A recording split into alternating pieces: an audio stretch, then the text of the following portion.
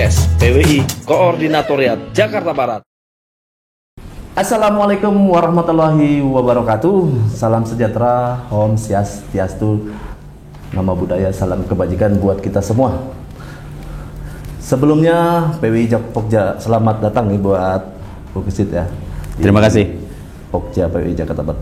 Sebelumnya PWI Jakarta Barat mengucapkan selamat menjalankan ibadah puasa di bulan Ramadan 1445 Hijriah. Puasa, Bu? Alhamdulillah. Ya. Bersama saya Faisal 6444, Humas PWI Pokja Jakarta Barat sebagai host, dan tamu kita kali ini adalah Bung Kesit Budi Handoyo. Beliau adalah calon ketua Persatuan Wartawan Indonesia Daerah Khusus Jakarta atau PW Jaya periode 2024-2029. Selamat datang, Bung Kesit. Selamat datang juga, terima kasih atas undangannya, Bang Faisal. Hadir dalam undangan kita. Bung Kesit. Iya. Sebelum menjabat Sekretaris PW Jaya, pengalaman sudah 30 tahun. Waduh, luar biasa di bidang jurnalistik. Betul ya, Bung? 30 tahun lebih sih sebenarnya. Lebih ya? Saya mengawalinya tahun 90. Oh, tahun 90. Oh, iya. Berarti udah 34. Luar iya. Biasa pemirsa, 34 di bidang jurnalistik. Dan beliau ini juga komentator di salah satu TV swasta MNC Sport Channel serta wakil pimpinan redaksi aska.co ya. Askara.co. Ya. Bung Kesit Handoyo dipastikan maju sebagai calon ketua PW Jaya pada pemilihan 20 April 2004 mendatang di Balai Kantor Gubernur DKI Jakarta. Saya mencoba sedikit membacakan pengalaman beliau sebagai wartawan atau jurnalistik ya.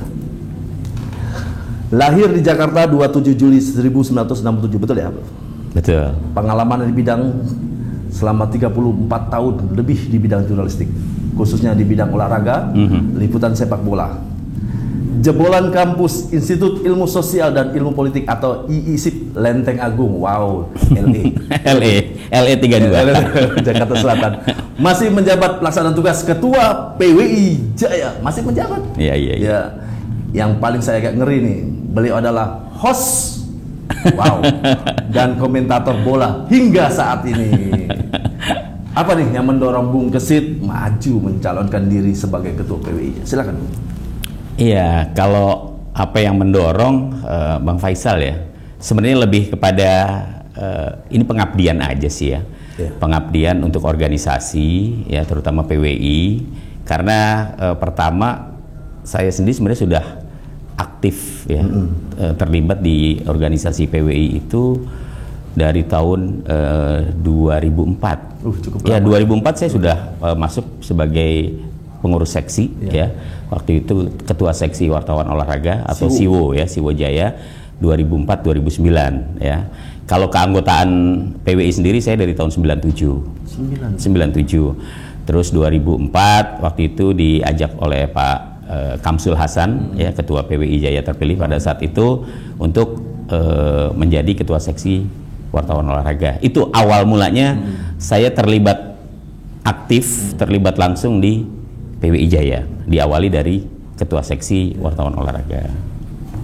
Kira-kira nih, kita kalau orang udah bicara tentang pencalonan pasti bicara tentang visi misi. Nah, kira-kira Bung Kesit maju sebagai calon ketua PWI Jaya sekaligus memajukan wartawannya apa nih untuk visi misinya? Iya, kalau visi ke depan sebenarnya saya menginginkan ya memiliki visi PWI Jaya itu ya pertama visioner dan juga kemudian mampu menjadi organisasi yang bisa ya menghadapi tantangan setiap zaman. Ya, sekarang ini kan zaman digital ya, digitalisasi. Kita harus mampu juga. Ya harus mampu. Jadi kalau PWI kemudian tertinggal dan katakanlah terseret oleh arus zaman, kemudian kita tidak mampu untuk bisa menghadapi tantangan itu, ini akan tertinggal nantinya. Ya, jadi saya kasih gambaran, misalnya kalau zaman dulu kan kita wartawan hanya berdasarkan hanya rekaman, pulpen, note, ini itu aja. Mesin tik, mesin tik atau kamera yang model analog. Kalau sekarang mungkin, iya. Jadi tujuannya adalah setiap kali ada perubahan zaman, setiap kali ada tantangan di setiap zaman itu PWI harus mampu, harus mampu menunjukkan eksistensinya, harus mampu untuk bisa menjawab tantangan itu. Caranya seperti apa? Ya tentunya melalui misi yang kemudian kita wujudkan dalam beragam program. Ya, sebenarnya kalau bicara misinya, bicara programnya, 2 program besarnya itu adalah kualitas dan juga kuantitas. Ya, kualitas ini meliputi banyak aspek.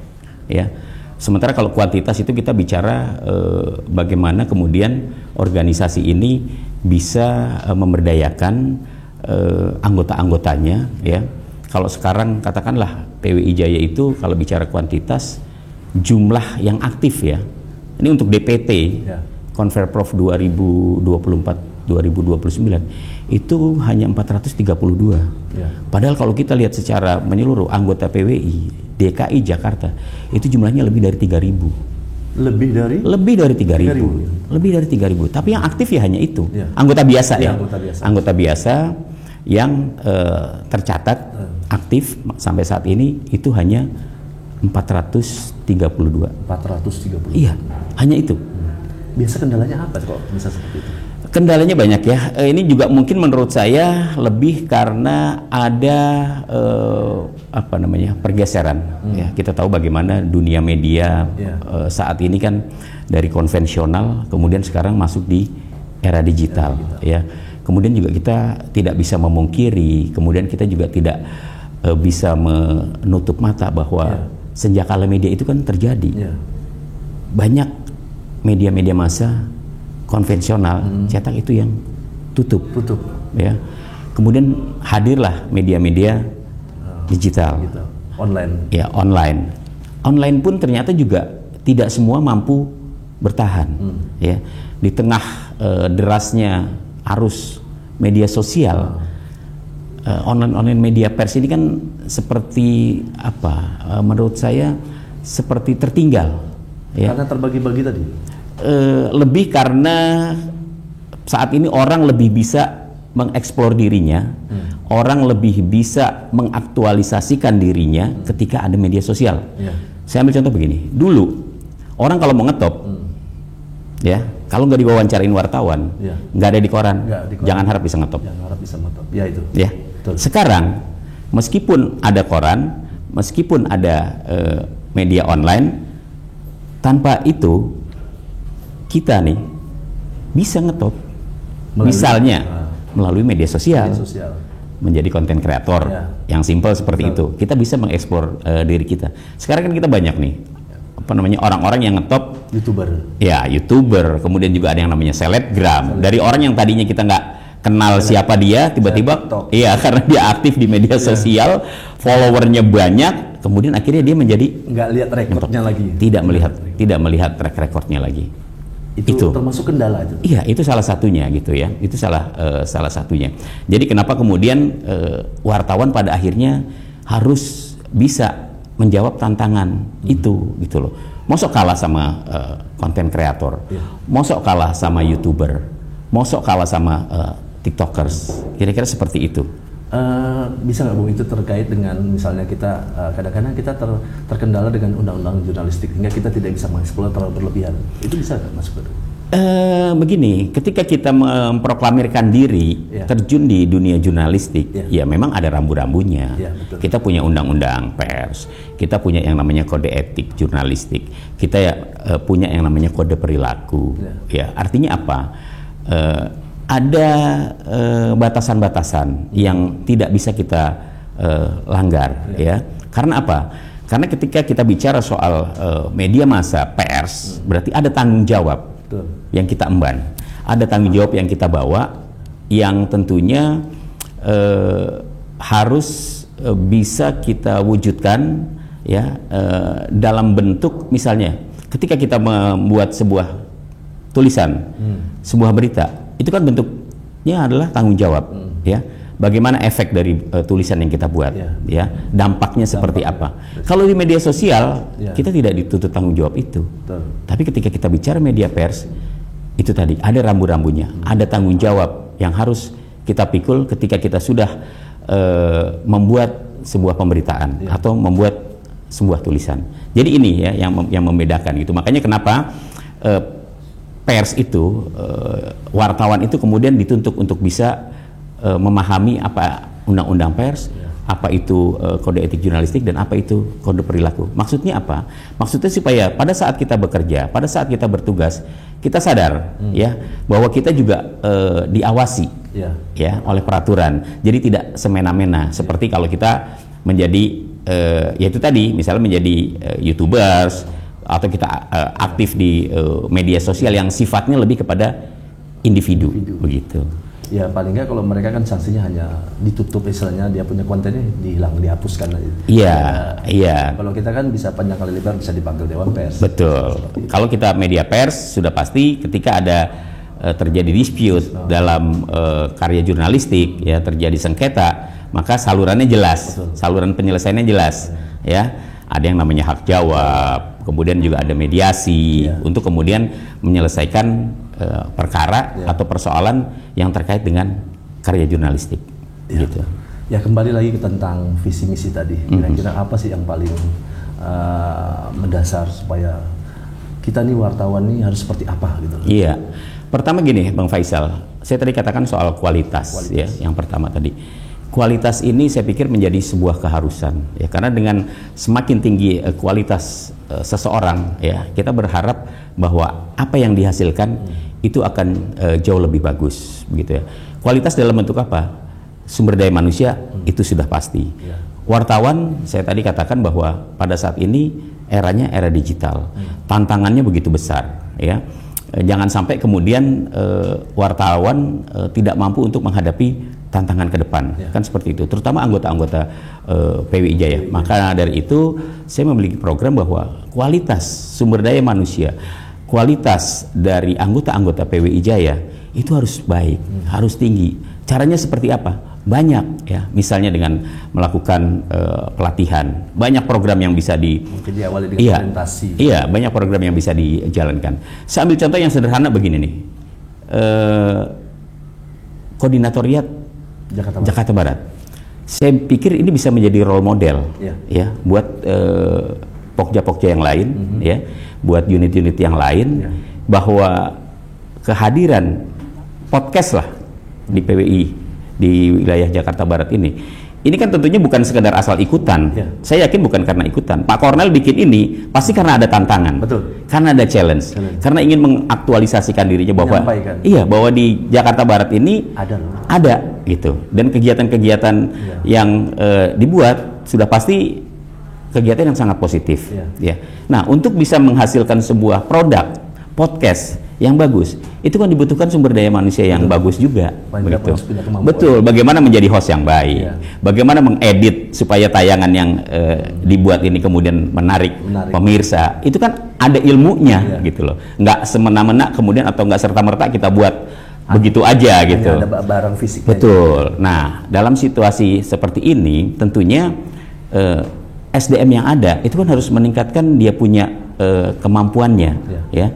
Kemampuan public speaking misalnya, kemampuan melakukan wawancara, kemampuan bagaimana kemudian interview itu bisa berjalan, interaksi itu bisa berjalan lancar tanpa ada hambatan, itu kan semuanya ada ilmunya gitu. Jadi hal-hal seperti ini saya pikir juga akan menjadi salah satu program yang akan dibuat ya, akan saya buat supaya apa? Supaya teman-teman yang memang sudah ingin terjun ke era digital ini itu punya modal yang bagus juga ya, punya skill yang bagus untuk kemudian nanti diaplikasikan, entah dia mau buat podcast seperti ini, entah kemudian dia ingin membuat konten sendiri ya, menjadi konten kreator yang terlepas dari kapasitasnya dia sebagai wartawan atau kapasitasnya dia sebagai wartawan untuk medianya ya. Ini maksudnya nanti ke sana. Sebagai sampel. Iya, saya pikir ini tadi saya katakan ini role model, ini bisa menjadi contoh yang bagus begitu loh. Oh, ternyata teman-teman di Jakarta Barat kreatif ya gitu loh. Bisa mengundang pejabat, bisa interaksi gitu. Dan jangan lupa sekarang ini ya, orang tuh lebih senang melihat tayangan-tayangan seperti ini loh. saya tidak mengatakan bahwa orang udah malas membaca, enggak gitu. Tapi orang pengen yang lebih simpel, orang yang pengen langsung direct mendengarkan pesan-pesan apa sih yang disampaikan oleh si narasumber, atau pertanyaan-pertanyaan apa sih yang disampaikan oleh si host. Itu bisa nggak kalau saya simpulkan bahwasanya pemirsa sekarang atau masyarakat sekarang lebih suka hanya mendengarkan daripada karena mereka lebih sibuk dengan asik dengan gadgetnya. Jadi sambil mendengarkan sambil dia berinteraksi dengan kita. Iya, menurut saya kecenderungannya seperti itu. Kecenderungannya seperti itu bahwa tetap banyak masyarakat yang masih suka membaca gitu ya. Tapi tidak sedikit pula yang memang lebih senang mengambil yang simpel-simpel aja, langsung dalam bentuk gambar, ada audionya, mereka langsung masuk tuh, biasanya begitu. Lebih cepat. Iya. Oke, pertanyaan selanjutnya buat Bung Gesit. Selama pencalonan, ada nggak sih kendala, misalnya administrasi, persiapan, dukungan keluarga, atau sosialisasi seperti itu? Tidak ada, mengalir begitu aja sih ya. Dari pihak keluarga misalnya? Nggak ada. Keluarga saya itu tahu, saya itu orangnya senang berorganisasi. Itu modal utama rata-rata. Iya, saya bukan cuma di PWI aja ya, saya juga ada organisasi-organisasi lain yang saya juga aktif ya, entah itu di komunitas, entah itu di organisasi misalnya teman-teman yang hobi olahraga, itu juga saya aktif. Sebagai di organisasi PWI dengan yang biasa dilakukan seperti reporter olahraga, kan itu sedikit agak berbeda. Enggak, sebenarnya sama aja gitu loh. Toh organisasi itu kan sebenarnya hanya wadah, menurut saya ya, itu wadah untuk bagaimana kita bisa membangun atau memanfaatkan ya apa yang kita miliki untuk membangun organisasi ya. Pertama memang waktu waktu ya, kemudian ide, pikiran, itu yang mau kita sumbangsihkan kepada organisasi. Kenapa? Ya saya punya waktu ya untuk mengurus organisasi. Kenapa tidak saya kemudian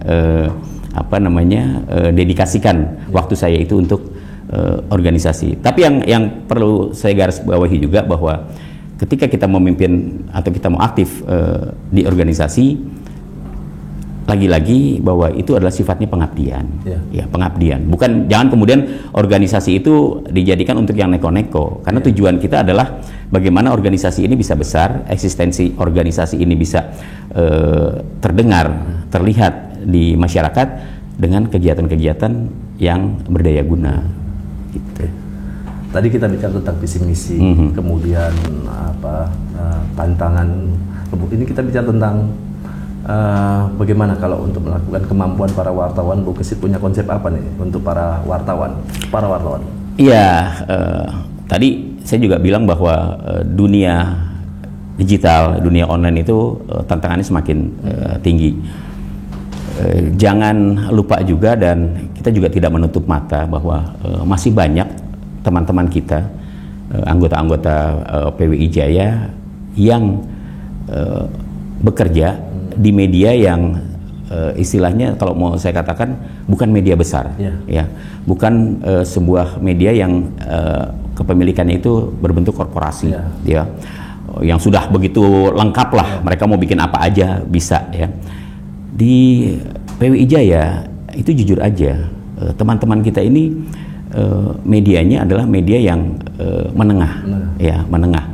Ada juga beberapa yang medianya di media ya peringkat atas lah seperti itu, tapi jumlahnya lebih banyak media-media yang menengah. Nah, saya pikir PWI Jaya harus punya ya keinginan untuk bisa meningkatkan kualitas ya sumber daya manusia anggota-anggotanya untuk bisa ikut membangun medianya ini supaya bisa tumbuh besar. Ya mungkin kalau di media-media besar mereka bisa mengikuti pelatihan langsung dari kantornya. Tapi untuk media-media yang menengah belum tentu bisa. Mungkin mereka lebih banyak belajar otodidak, ya, belajar sendiri gitu kan. Nah, saya punya program nantinya. Kita akan mencoba untuk misalnya kita melakukan kerjasama dengan platform media. Kenapa tidak kita misalnya bekerja sama, berkolaborasi dengan media-media yang sudah besar untuk misalnya orang-orang mereka yang ahli dalam bidang IT untuk kemudian memberikan semacam apa namanya, ya berbagi ilmu lah, share tentang pengetahuan untuk anggota-anggota PWI Jaya. Atau misalnya kita kerjasama dengan Google, bagaimana sih caranya meningkatkan performa website teman-teman anggota PWI Jaya ini supaya bisa lebih meningkat. Iya, karena saya yakin banyak teman-teman yang mungkin belum mengetahui secara detail bagaimana sih mengelola sebuah website agar website ini bisa memberikan revenue untuk kantornya, ya. Jadi salah satu program yang nanti akan saya buat adalah bagaimana kemudian teman-teman ini bisa mendapatkan pelatihan seperti itu. Bagaimana mempelajari sebuah algoritma, bagaimana kemudian meningkatkan performa website yang dimiliki oleh teman-teman supaya trafficnya menjadi bagus, kemudian juga bisa mendatangkan revenue. Itu yang menjadi salah satu program saya. Ya, itu kan buat istilahnya buat apa namanya meningkatkan ya. Iya. Kemudian untuk apa namanya yang wartawan yang ada di PWI, kan, mereka kan kepengen jenjang lebih tinggi lagi, misalnya pertama orientasi sudah mereka laksanakan, makanya mereka menjadi anggota PWI. Kemudian mereka berkeinginan untuk uji kompetensi, di situ ada istilahnya UKW kan gitu. Nah, dari Bu Kesi sendiri melihat UKW sendiri, apakah mereka sudah banyak melaksanakan daripada yang tidak melaksanakan? Bagaimana supaya mereka tertarik? Untuk masuk untuk mengikuti UKW tadi? Iya, peningkatan kualitas anggota salah satunya juga bisa dilakukan dengan cara bagaimana kemudian teman-teman anggota DKI ini ikut mengambil sertifikasi. Ada sertifikasi muda, madya, dan utama. Ini juga menjadi salah satu program. Ketika kita bicara kualitas, maka UKW memang tidak bisa dilepaskan. Ya, ini juga menjadi sudah menjadi keharusan untuk program saya nanti. Nah, UKW itu yang bisa saya janjikan, ya. Selama ini PWI Jaya sudah rutin menyelenggarakan UKW. Tapi nanti ke depan saya juga ingin membuat UKW itu untuk bisa memberikan kesempatan kepada teman-teman anggota PWI Jaya yang ingin meningkatkan status sertifikasinya, entah dari muda ke madya atau dari madya ke utama, atau anggota-anggota PWI Jaya yang belum memiliki sertifikat UKW. Caranya seperti apa? Pertama, selain tentunya akan mencoba membuka kerjasama dengan instansi-instansi pemerintah maupun non-pemerintah untuk menyelenggarakan uji kompetensi wartawan bersama PWI DKI Jakarta. Kemudian juga kita punya yang namanya UKW Mandiri. Ya, UKW Mandiri itu UKW berbayar. Ya, kita selama ini rutin. Dan jangan lupa DKI Jakarta itu adalah PWI provinsi yang paling banyak, ya, dari seluruh Indonesia itu yang paling banyak menyelenggarakan UKW. Dari sisi angkatan kita sudah 60 ya, sampai angkatan 60, paling banyak di antara provinsi-provinsi lain.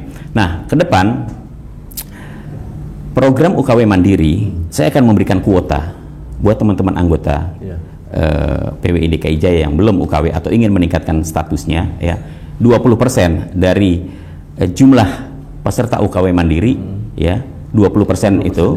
Jadi kalau misalnya ada 20 yang ikut uji kompetensi, berarti 4 orang itu akan kita ajak untuk ikut tanpa membayar. Ada sistem seleksi nggak nanti? Seleksi pasti ada. Pertama kan persyaratan yang harus dipenuhi, ya. Jadi persyaratan yang harus dipenuhi untuk mengikuti uji kompetensi itu kan sudah jelas tuh, ada, ya. Itu harus kita lihat dulu, ya, kita verifikasi. Oke, kalau udah kemudian persyaratan yang terpenuhi, oke, kita akan kumpulkan, ya. Kalau katakanlah misalnya dalam satu angkatan ada 10 yang antri nih, ya, ada 10 yang antri yang ingin kita sertakan untuk mendapatkan kuota secara cuma-cuma, gitu ya. Katakanlah hanya 4 di angkatan itu yang dapat. Ya, nanti dari 10 ini kita seleksi, bisa dalam bentuk kita undi lah, misalnya begitu, supaya adil.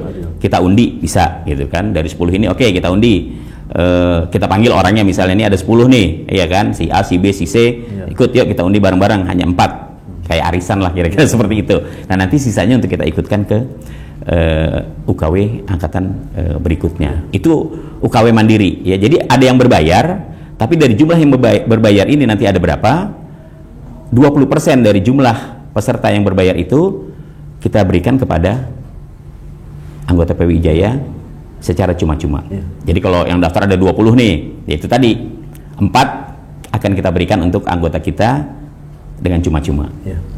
Bung Mesin, ini seandainya Bung terpilih menjadi ketua PWI Jaya, ini masyarakat atau anggota PWI yang bukan pengurus, kebanyakan mereka tidak tahu bahwa ada UKW. Nah itu bagaimana, apakah nanti ada sistem jemput bola atau bersurat ke media mereka masing-masing atau seperti apa supaya mereka tahu? Selama kan mereka kan kalau pengurus kita tahu, kadang-kadang kalau ini kita suka sampai, kadang yang tidak sampai ke tangan mereka pengen UKW, tapi terkendala dengan tidak tahunya itu tadi. Iya, yang pasti bahwa kita akan lebih masif memberikan pengetahuan, pengumuman lah ya, bahwa PWI DKI Jakarta akan melakukan uji kompetensi wartawan atau misalnya orientasi kewartawanan dan keorganisasian atau OKK untuk penerimaan anggota baru atau untuk peningkatan status dari anggota muda ke anggota biasa ya. Kita akan aktifkan kembali web dan media sosial yang ada yang selama ini agak vakum ya, itu akan kita hidupkan lagi. Kita akan lebih banyak memanfaatkan media sosial kita ya, dari mulai web, nanti Instagramnya ya. Jadi himbauannya masuk semua. Iya, kita masukkan ke situ. Dan satu lagi Bang Faisal, saya berkeinginan nanti ya, jika terpilih, sekarang ini sudah bukan waktunya lagi kita hanya menunggu. Ya, artinya kita buat pengumuman, udah kita nunggu aja nih berapa banyak nih nanti yang akan mendaftar. Enggak begitu. Jemput bola. Harus jemput bola.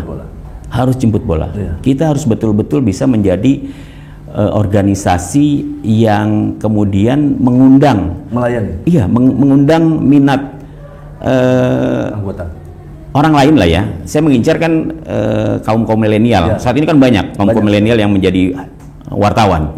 Ya, kita jemput bola. Kalau perlu kita bekerja sama dengan media-media besar, ya, kita masuk ke sana. Kita mengadakan sosialisasi di sana. Bimtek lah ya. Iya, kita ikut memberikan sosialisasi ke sana. Yuk, ini loh keuntungan Anda kalau Anda mau ikut di organisasi profesi kewartawanan PWI. A, B, C, D kita jelaskan dengan harapan supaya anak-anak muda ini, wartawan-wartawan muda ini tertarik. Jadi kita nggak bisa lagi kemudian kita hanya buat pamflet, kita buat leaflet, kita buat pengumuman di Instagram atau di website, kemudian kita nunggu sampai mendekati deadline-nya, oh ternyata hanya 20, ya udah yuk kita bikin. Nggak begitu lagi. Jadi kita harus aktif menjemput bola, mensosialisasikan apa itu PWI, ya, apa keuntungannya jika Anda ikut bergabung bersama PWI. Jadi salah satu yang hilang ya, menurut saya di PWI Jaya ini, anggota-anggota yang ada pada saat ini, jujur saja, kalau dulu ketika masih zaman Orde Baru, masih dikenal hanya ada satu organisasi kewartawanan PWI, itu kan kita tahu PWI itu anggotanya dari koran-koran besar, media-media besar, ya, orang-orang yang punya nama.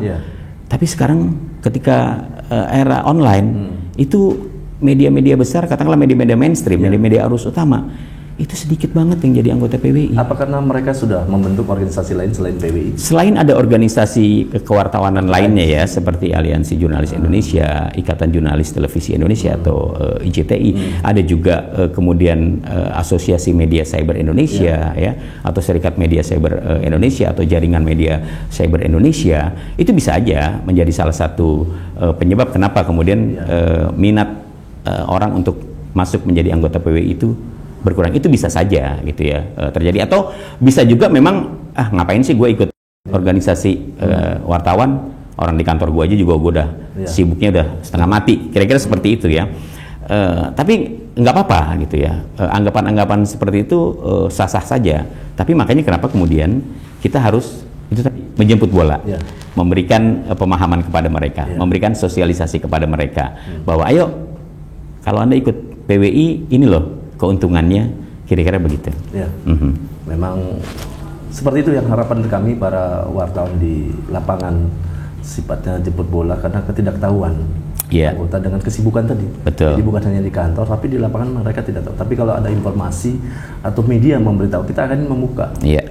Ada kabar apa nih PWI Jaya, kan seperti itu. Iya, jadi segala saluran komunikasi akan kita manfaatkan ya untuk menarik minat teman-teman wartawan muda untuk ikut ke PWI. Bung Kesit, pertanyaan berikutnya, bila mana nih Bung Kesit Ketua PWI Jaya periode 2024-2009? Hal yang prioritas apa nih yang dilakukan oleh Bung Kesit terhadap PWI atau terhadap anggota atau wartawan? Ya, yang pasti bahwa untuk periode mendatang ya 2024-2029 sebenarnya memang banyak PR nih, banyak tantangan untuk kepengurusan periode berikutnya. Pertama, tadi saya katakan bahwa jumlah anggota PWI DKI Jakarta setelah diberlakukannya PDPRT oleh PWI ya, ini mengalami penurunan yang sangat drastis. Tadi saya katakan PWI DKI itu punya anggota sampai 3.000 lebih, tapi yang aktif tidak sampai 500, ya hanya 432. Ini kemana nih yang lainnya? Ya. Memang kalau dari penelusuran kami gitu ya, dari pengurus PWI Jaya, salah satu faktornya memang banyak teman-teman yang dulunya anggota PWI itu medianya sudah tidak ada. Kemudian mereka juga sudah tidak aktif menjadi wartawan. Mereka tidak? Ya itu tadi, kan tadi saya bilang bahwa ada senjakala media. Ya, jadi ketika media-media cetak, ya koran, tabloid, majalah itu bertumbangan, ya, kemudian mengalihkan menjadi media online, itu kan mengalami defisit karyawan, ya, mengalami kekurangan yang tadinya katakanlah ketika tadinya jumlahnya 30, begitu hanya oleh tinggal 5, ya akhirnya 15 ini nggak tahu kemana gitu ya. Mungkin mereka bikin media sendiri gitu ya, tapi mungkin kemudian mereka lupa bahwa saya ini masih jadi anggota PWI, tapi karena lupa tidak memperpanjang KTA, akhirnya KTA-nya gugur. Ya, jadi saya akan mendata kembali anggota-anggota PWI Jaya ya, berapa sebenarnya fix jumlah yang fix ya. Kemudian setelah itu tadi kan terkait dengan kuantitas ya. Kita berupaya untuk kemudian mencoba untuk melakukan sosialisasi, dan kita berharap 5 tahun ke depan itu ada penambahan yang signifikan. Tujuannya bukan cuma kepada banyaknya jumlah anggota, sebenarnya enggak, tapi bagaimana kemudian PWI ini bisa menjadi wadah ya, bisa menjadi wadah bagi teman-teman wartawan ya, khususnya wartawan muda gitu, untuk memilih bergabung bersama PWI itu. Ya, terima kasih Bung Kesit. Ini pertanyaan terakhir nih. Ya. Untuk saran dan pesan untuk para wartawan, menarik supaya mereka mau, kan tadi kita bicara ini loh, konsep kami seperti ini. Saya minta supaya Bung Kesit menyampaikan saran dan pesan kepada wartawan terkait dengan pemilihan ini. Silakan Bung Kesit. Ya, kalau terkait dengan rencana pemilihan ya, Konferprov PWI DKI Jakarta yang akan diselenggarakan 25 April 2024 di Gedung Serbaguna Balai Kota DKI Jakarta. Pertama, saya berharap ya, pesta 5 tahunan bagi PWI DKI Jakarta, pemilihan ketua PWI DKI Jakarta ini bisa dihadiri oleh semua pemilik hak suara, pemilik suara ya. Memang jumlahnya ada 432 ya. Saya berharap 70% dari anggota yang memiliki hak suara itu bisa hadir. Pertama, silaturahim lah, ya kan, kita bisa berkumpul, bisa saling mengenal lah anggota-anggota PWI DKI Jakarta yang tersebar di berbagai wilayah ini. Kedua, ayo kita ramaikan pesta demokrasi. Ini hanya 5 tahun sekali loh, gitu. Mosok nggak mau datang sih, maksudnya lebih milih dimandatin, kira-kira begitu. Kecuali memang dia tidak bisa hadir, ya, mungkin karena dia sakit atau ada keperluan lain gitu kan. Ayo berbondong-bondong datang, kita nikmati gitu loh. Kita nikmati acara ini, kita nikmati konferensi ini dengan sukacita gitu ya, sehingga nanti teman-teman itu mendapatkan apa? Mendapatkan pengalaman. Oh, ternyata seru juga ya mengikuti pemilihan Ketua PWI Provinsi DKI Jakarta begitu ya. Kebetulan juga kan habis Lebaran, kita halal bihalal yuk, kan bisa jadi ajang silaturahim gitu ya. Dan saya yakin dan saya percaya bahwa menjelang pelaksanaan konferensi provinsi ini, DKI Jakarta ya, ini benar-benar kondusif, benar-benar kondusif. Coba kalau kita lihat di beberapa daerah yang juga melaksanakan konverprov, itu sebelumnya sudah muncul pernik-pernik. Aduh, DKI jangan, DKI jangan. DKI sejauh ini sangat kondusif. Bahkan kita dengan teman-teman yang mungkin yang tidak tidak memberikan dukungan pada saya misalnya begitu ya, kepada calon lain gitu. Itu kita bisa bercanda-bercanda kok. Kenapa sih lo nggak mau pilih gue gitu kan? Kenapa sih kalau dukung ke sana gitu kan? Kita ledek-ledekan gitu. Artinya apa? Suasana harmonisnya itu tercipta gitu. Ini hanya kontestasi yang apa ya, yang kemudian tidak harus menggunakan otot gitu ya, nggak perlu, kita hadapi aja semua, mencair ya, mengalir, sehingga pelaksanaan Konverprov PWI DKI Jakarta ini akan berjalan dengan aman, lancar, semarak ya, penuh canda, penuh tawa, penuh senyum gitu, dan happy ending. Siapapun nantinya yang terpilih, saya yakin semuanya untuk kemajuan PWI DKI Jakarta. Wow, gitu. Luar biasa. Bung Kesit, usai sudah nih kita bincang-bincang membahas tentang persiapan dan visi misi, dan saya rasa cukup clear dan pemirsa juga memahami, dan semoga nanti acara nanti pemilihan berjalan dengan lancar. Amin. Amin, amin. Pemirsa, demikianlah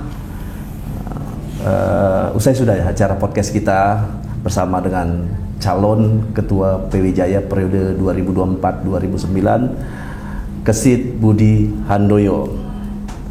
Dari Balai Pokja PWI Jakarta Barat, saya Faisal 644 sebagai host bersama dengan Bung Kesit Budi Handoyo undur diri dulu. Wassalamualaikum warahmatullahi wabarakatuh. Waalaikumsalam warahmatullahi wabarakatuh. Terima kasih.